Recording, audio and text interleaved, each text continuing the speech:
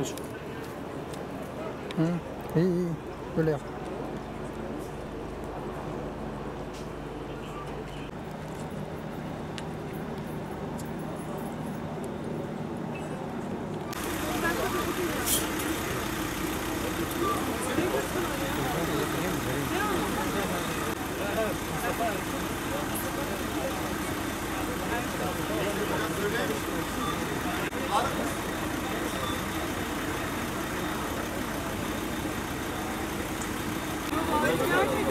Şeyi keyifli olanları sonra yazdım. 5 şey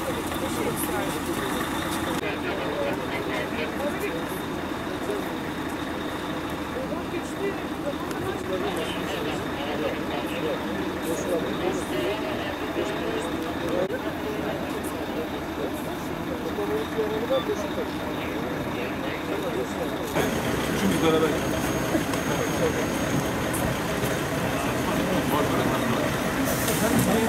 isterdi.